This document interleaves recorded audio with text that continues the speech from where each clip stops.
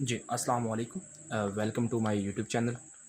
आज हम question number 4 और क्वेश्चन नंबर 5 नेक्स्ट जितने भी पॉसिबल हो सके हम प्रोसीड करेंगे। एक्सरसाइज 4.1 एंड हमारे पास क्वेश्चन नंबर 4 क्या कहता है, if A and B are two square matrices, अगर A and B two square matrices हैं ऑफ द सेम ऑर्डर, अगर उनका ऑर्डर सेम है, then explain why in general, हमने जनरल में बताना है कि ये आपस में इक्वल क्यों नहीं है। यानी ए प्लस बी का whole square is not equal to A square two A B plus B square. इस तरह ए माइनस बी का whole square is not equal to A square minus two A B plus B square, और A plus B A minus B is not equal to A square minus B square. तो हम सबसे पहले पहला part solve करने की कोशिश करते हैं कि ए प्लस बी का whole square is not equal to A square plus two A B plus B square. तो हम इसकी लेफ्ट हैंड साइड को सॉल्व करेंगे। हमारे पास लेफ्ट हैंड साइड में हमारे पास A square plus B square का होल स्क्वायर आता है। अच्छा, अब हमारे पास एक प्रॉपर्टी है कि ए डॉट ए हमारे पास क्या होता है, ए स्क्वायर। तो ए प्लस बी दोनों स्क्वायर मैट्रिसेस हैं, दोनों का ऑर्डर सेम है, तो एक मैट्रिक्स परफॉर्म होगी। यानी कि अगर हम दो स्क्वायर मैट्रिसेस को जब हम ऐड करते हैं तो हमारे पास जो आंसर आता है वो एक सिंगल मैट्रिसेस आती है। तो ये हमारे पास सिंगल मैट्रिसेस है, तो हमारे पास इसको कैसे लिख सकते हैं, ए डॉट ए, यानी कि ए प्लस बी। इसी तरह इसका डॉट प्रोडक्ट परफॉर्म करते हैं, ए डॉट ए हमारे पास ये आ जाएगा, ए डॉट बी आ जाएगा, बी डॉट ए हो जाएगा और बी डॉट बी हो जाएगा। अब ए डॉट ए हमारे पास क्या होगा, ए स्क्वायर हो जाएगा, ए डॉट ए बी हो जाएगा और ये बी ए हो जाएगा, और इस तरह बी डॉट बी हमारे पास बी स्क्वायर हो जाएगा। नेक्स्ट हमारे पास क्या है, हम जानते हैं कम्यूटेटिव लॉ होल्ड नहीं करता जर्नल में, यानी कि ए डॉट बी इक्वल नहीं है हमारे पास बी डॉट ए। ये आपकी बुक में एमसीक्यूज के तौर पे भी आपसे पूछा जा सकता है पेपर में, और ये मेंशन है बुक में कि आपने बताना है कि A dot B dot A के इक्वल नहीं होता। तो ये जर्नल में कम्यूटेटिव लॉ होल्ड नहीं करता, तो हम कहते हैं कि अगर A dot B dot A के इक्वल नहीं है तो ये ए बी ए क्या ए टू ए बी नहीं हो सकता, यानी कि A B plus B A two A B नहीं हो सकता। अगर ये नहीं हो सकता तो ये प्रॉपर्टी हमारे पास इक्वल टू, यानी कि ये हमारे पास formula not equal to this act. अगर हमारे पास ये ए बी और B A two A B नहीं बन सकता तो हम इधर नॉट इक्वल टू लगाएंगे। सेम इसी पैटर्न पे इसका पार्ट 2 जो है वो सॉल्व करते हैं। पार्ट 2 में भी यही बात है, बस हमारे पास यहाँ पे माइनस का इजाफा हो जाएगा। तो माइनस में देखते हैं A dot A minus B, इसी तरह उसका डॉट प्रोडक्ट परफॉर्म करेंगे तो A square minus B A plus B square. तो ए माइनस ए बी और माइनस बी ए ये कब इक्वल हो, अगर ये आपस में इक्वल होते, ए बी ए के इक्वल होता, अगर कम्यूटेटिव लॉ होल्ड करता तो क्या बन जाता, माइनस टू ए बी। अब ये होल्ड नहीं कर रहा तो इसलिए ये इक्वल नहीं हो सकता। अगर इक्वल नहीं हो सकता तो हम क्या करेंगे कि A minus B is not equal to A square minus two A B plus B square, यानी कि ये चीज़ जो है आपके पास इक्वल नहीं आ सकती, तो इसलिए हमारे पास ये फार्मूला भी प्रूफ नहीं हो सकता। तो नॉट इक्वल टू लगाएंगे कि जर्नल में हमारे पास ये प्रूफ नहीं होता। ये आपने लिखना है, क्योंकि ये अगर नहीं लिखेंगे तो पेपर में आपका क्वेश्चन रॉन्ग कर देंगे। आपने जर्नल लिखना है, इन जर्नल में हमारे पास ये इक्वल नहीं होते। इस तरह हमारे पास नेक्स्ट प्रोसीजर है, A plus B not equal to A square minus B square, यानी कि आप इसका प्रोडक्ट परफॉर्म करेंगे तो यहाँ minus A B plus B A बनेगा। अब माइनस ए बी, अगर ए बी एक इक्वल होता तो ये कट जाते और हमारे पास फार्मूला प्रूव हो जाता है A square minus B square. अब ये दोनों इक्वल टू नहीं इक्वल है, तो इसलिए ये दोनों जीरो के इक्वल नहीं हो सकते, और अगर जीरो के इक्वल नहीं हो सकते तो ये आपस में इक्वल नहीं हो सकते। तो ये हमारा क्वेश्चन नंबर 4 था, जिसमें हमने क्या प्रोडक्ट हमने प्रूव किया जर्नल में। ये हमारे पास प्योर मैथमेटिक्स है, इसमें हमने प्रूव किया कि ये आपस में इक्वल हैं या नहीं इक्वल। तो नेक्स्ट हम क्वेश्चन नंबर 5 को प्रोसीड करते हैं। जी, क्वेश्चन नंबर 5 के 5 पार्ट्स हैं। एक मैट्रिक्स दी हुई है, हमने क्या करना है, हमने ए प्लस ए ट्रांसपोज करना है, इसी तरह ए माइनस ए ट्रांसपोज करना है, A multiply by A transpose करना है, और ए ट्रांसपोज मल्टीप्लाई बाय ए करना है, और लास्ट पे ए ट्रांसपोज का फिर होल ट्रांसपोज लेना है। जी, हमारे पास मैट्रिक्स ए गिवन है, हमने उसका ट्रांसपोज लेना है। ट्रांसपोज का मीनिंग होता है हमने क्या करना है, हमने रोज को कॉलम्स बना देने हैं या फिर कॉलम्स को रो, यानी कि ये पहली रो है तो हमारे पास पहला कॉलम बन जाएगा, इस तरह ये दूसरी रो दूसरा कॉलम बन जाएगा, और तीसरी रो तीसरा कॉलम बन जाएगा। तो इस तरह से हम ट्रांसपोज को प्रोसीड करते हैं। तो नेक्स्ट हमारे पास इसी तरह हमने क्या करना है, पहले पार्ट में ए प्लस ए ट्रांसपोज, तरतीब यही रखनी है, पहले ए लिखना है फिर उसका ट्रांसपोज लिखना है। यानी -1 -2, 2 + 1 3, 3 - 3 0, 1 + 2 3, 0 + 0 0, 2 + 5 7, और इसी तरह -3 + 3 0, 5 + 2 7, 3 + 3 क्रॉसपॉन्डिंग एंट्रीज को आपने ऐड करना होता है, यानी कि ये पहली एंट्री है तो इसको ऐड करना है क्रॉसपॉन्डिंग एंट्रीज की पहली एंट्री के साथ। इस तरह ये दूसरी एंट्री है तो हमने इसको दूसरी एंट्री में ऐड करना होता है। इसी तरह सिमिलरली हमारे पास माइनस में भी इसी तरह प्रोसीड करना है। माइनस में हम क्या करेंगे, माइनस में हम परफॉर्म करेंगे कि ए लिखेंगे यहाँ पे ए माइनस ए ट्रांसपोज -1 + 1। अब +1 कैसे हुआ, ये माइनस और ये माइनस +1 हो जाएगा तो -1 + 1 0, यानी कि ये हमारे पास इस तरह परफॉर्म होगा -1 माइनस इंटू -1, तो ये -1 + 1 और ये हमारे पास 0, तो यहाँ पे 0 कंसीडर किया जाएगा। तो ये आपने ख्याल रखना है। 2 -1 1, 3 + 3, ये माइनस माइनस प्लस तो 6 आ जाएगा। 1 - 2 -1, 0 - 0 0, 2 - 3 2 - 5 -3, -3 - 3 -6, 5 - 2 3 एंड 3 - 3 0 आ जाएगा। इसी तरह हमने अब प्रोडक्ट परफॉर्म करना है।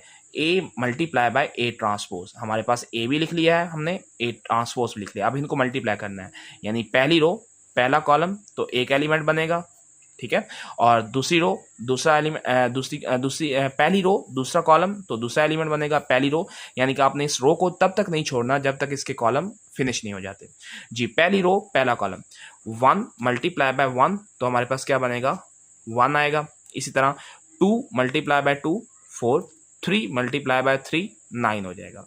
इस तरह -1 1 तो हमारे पास -1, 2 × 0 0 एंड 3 × 2 हमारे पास क्या बन जाएगा 6 हो जाएगा।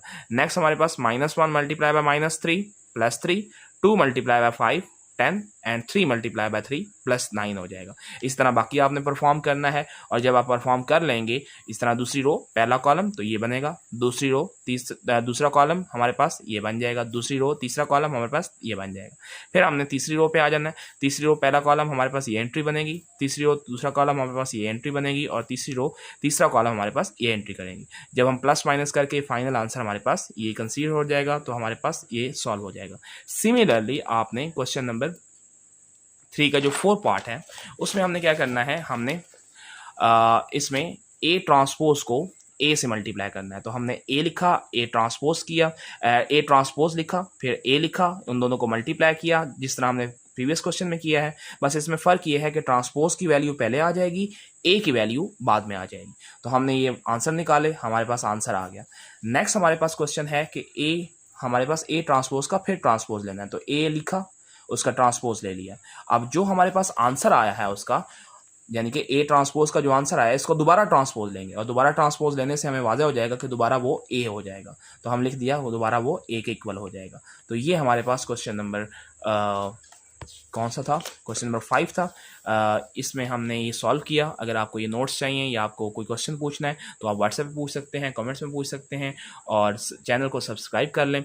नेक्स्ट क्वेश्चन को स्टार्ट करते हैं जी। नेक्स्ट क्वेश्चन हमारे पास क्वेश्चन नंबर 6 है। हमारे पास एक सॉल्व द मैट्रिक्स इक्वेशन, हमारे पास एक इक्वेशन है A² - 5A + 4I - x = 0। हमारे पास एक मैट्रिक्स दी हुई है, हमने इस इक्वेशन को यहाँ पे पहले पुट करनी है, हमने वैल्यूज़ निकालनी है। असल में हमने वैल्यू x की निकालनी है, क्योंकि हमारे पास A हमारे पास आ जाएगा, 5A भी आ जाएगा, 4I भी आ जाएगा, हमने x की वैल्यू नहीं है तो हमने इसकी वैल्यू फाइंड करनी है। तो हमने अपनी इक्वेशन लिखी A² - 5A + 4I - x। अब -x वहाँ जाके क्या हो जाएगा, +x हो जाएगा। यहाँ माइनस हो रहा है तो वहाँ जाके +x। तो इसको हम इस तरह लिख सकते हैं, x यहाँ पे मतलब इसी इक्वेशन को दोबारा रीराइट कर दिया है, left hand side right hand side पे, right hand side left hand side पे। तो ये हमारे पास बन जाएगा x = A² - 5A + 4A। अब हमें इसे सॉल्व करने के लिए हमें A² चाहिए। अब A² कैसे मिल सकता है, A को A से मल्टीप्लाई करके। तो हम A को A, यानी कि ये मैट्रिक्स जो गिवन है A को, इसी को मल्टीप्लाई करेंगे इटसेल्फ को, तो हमारे पास A² आ जाएगा। इसी तरह फिर हम क्या करेंगे, हम -5 को, यानी कि 5 को A से मल्टीप्लाई करेंगे। तो 5 को जब A से मल्टीप्लाई करेंगे तो हमने इस 5 को A से मल्टीप्लाई करना है, स्केलर मल्टीप्लिकेशन हो जाएगी, और +4I यानी कि 4 को आइडेंटिटी मैट्रिक्स से मल्टीप्लाई करना है। अच्छा जी, इसको सबसे पहले हम क्या करना है, हमने A को A के साथ मल्टीप्लाई करना है। तो पहली रो पहला कॉलम, पहली रो दूसरा कॉलम, फिर पहली रो तीसरा कॉलम, तो हमारे पास ये आ जाएगा। इसी तरह दूसरी रो पहला कॉलम, दूसरी रो दूसरा कॉलम, दूसरी रो तीसरा कॉलम, हमारे पास ये आ जाएगी वैल्यू। पहली रो पहला तीसरी रो पहला कॉलम हमारे पास ये वैल्यू आ जाएगी, तीसरी रो दूसरा कॉलम ये वैल्यू आ जाएगी, तीसरी रो तीसरा कॉलम हमारे पास ये वैल्यू आ जाएगी। हम इसको प्लस और माइनस करेंगे तो हमारे पास फाइनल आंसर आ जाएगा। यानी कि हमने सबसे पहले हमने क्या किया है, ए स्क्वायर की वैल्यू फाइंड कर ली है। अब हमने क्या करना है, ए स्क्वायर के बाद 5 को मल्टीप्लाई करना है ए के साथ। तो 5 को ए के साथ मल्टीप्लाई करने का मतलब है कि ए के तमाम एलिमेंट्स को 5 के साथ मल्टीप्लाई करना है। ए की वैल्यू क्या है हमारे पास, ये ए की वैल्यू है, तो ये 2 नहीं होगा, ये क्या बन जाएगा 10, यानी कि 5 के साथ मल्टीप्लाई हो जाएगा। इसी तरह यहाँ 0, तो 0 के साथ 0 हो जाएगा, यहाँ 5 हो जाएगा, यहाँ 10 हो जाएगा, 5, 15, 5, -5 एंड 0। तो हमने 5 को मल्टीप्लाई कर चुके हैं। तो हमारे पास कौन सी दो वैल्यूज आ गई हैं, हमारे पास ए स्क्वायर की वैल्यू आ चुकी है, 5a की वैल्यू आ चुकी है। अब हमने आइडेंटिटी लेनी है। अब अच्छा, आइडेंटिटी तो हमारे पास कौन सी होती है, आपको पता है आइडेंटिटी हमारे पास कौन सी होती है। I1 का मतलब होता है 1 by 1 का मैट्रिक्स, यहाँ पे 1 आ जाएगा। इस तरह I2 का मतलब होता है, क्या मतलब होता है I2 का, 1 0 0 1, 2 by 2 का मैट्रिक्स। I3 का मतलब होता है 3 1 0 0 0 1 0, 3 by 3 का स्क्वायर मैट्रिक्स। ये आइडेंटिटी हो जाएगी। अब हमें यहाँ पे कौन सी आइडेंटिटी लेनी है, अब हमें कैसे पता लगेगा कौन सी आइडेंटिटी लेनी है। देखें, मैट्रिक्स ए का ऑर्डर क्या है, मैट्रिक्स ए का ऑर्डर क्या है, मैट्रिक्स ए का ऑर्डर है 3 क्रॉस 3। तो हमने इसमें प्लस माइनस करना है। तो प्लस माइनस करने के लिए एडिशन और सब्ट्रैक्शन के लिए कंडीशन कौन सी होती है कि आप मैट्रिसेस को ऐड कर सकते हैं, सब्ट्रैक्ट कर सकते हैं अगर उनका ऑर्डर सेम होगा। तो हम आइडेंटिटी कौन सी लेंगे, 3 by 3 की। क्यों, क्योंकि हमने ऐड करना है या सब्ट्रैक्ट करना है, और ऐड और सब्ट्रैक्शन के लिए शर्त यह है कि उनकी जो ऑर्डर होने चाहिए वो सेम होने चाहिए। अगर ये 3 by 3 है तो हमने आइडेंटिटी भी कौन सी लेनी है, 3 by 3, यानी कि ये वाली आइडेंटिटी लेनी है और उसको किससे मल्टीप्लाई करना है, 4 के साथ मल्टीप्लाई करना है। नेक्स्ट हम इसको 4 के साथ मल्टीप्लाई करते हैं, देखते हैं जी। इस तरह से हमने आइडेंटिटी ले ली है, आइडेंटिटी को 4 के साथ मल्टीप्लाई किया, यहाँ भी 4 हो जाएगा, 4 and 4। फाइनल इक्वेशन हमने इसमें हमारे पास तमाम वैल्यूज आ चुकी हैं, यानी कि ए स्क्वायर आ गया है, 5a भी आ गया है, 4i भी आ गया। तो हम रीराइट करेंगे उनकी वैल्यूज, ए स्क्वायर की वैल्यू, 5a की वैल्यू एंड आइडेंटिटी की वैल्यूज। अब हम इन दोनों को माइनस कर देंगे, 5 - 10 -5, -5 -1 -0 -1, 2 - 5 -3, 9 - 10 -1 -2, -5 -7, 5 - 15 -10, 0 -5 -5 -1 +5। तो ये 4 एंड -2 + 0 -2 हो जाएगा।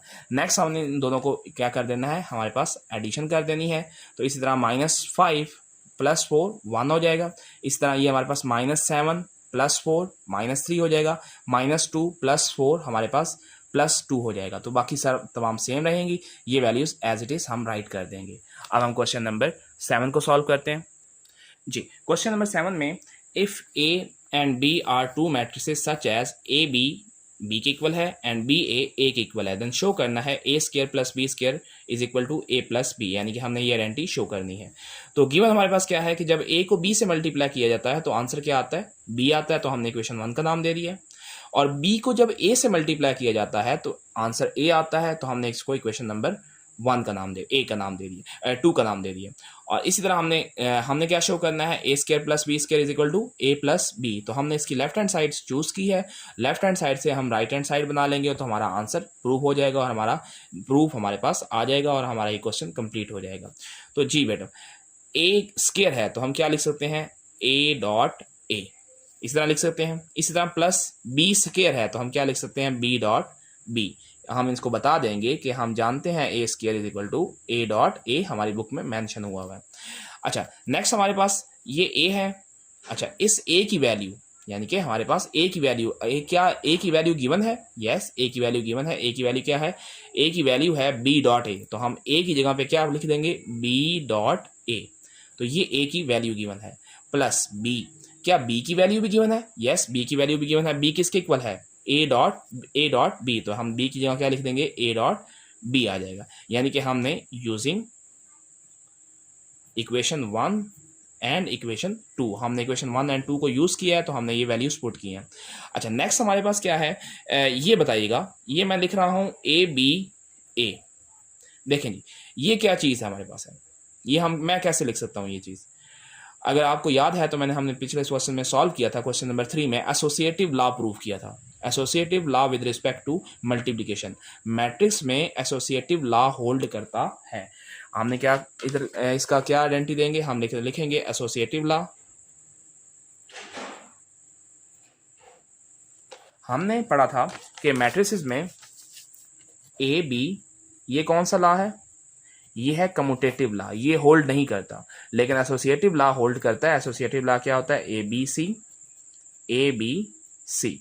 यहाँ पे हमारे पास क्या है, पहले फर्स्ट टू में ब्रैकेट और लास्ट टू में ब्रैकेट, तो ये होल्ड करता है। तो एसोसिएटिव लॉ हमने अप्लाई किया है, हमने ए बी की जगह पे हमने पहले दो पे ब्रैकेट लगा दिए, तो हम यहाँ भी ब्रैकेट, हम एसोसिएटिव लॉ यूज करेंगे बी ए, ये हमारे पास बी बन जाएगा।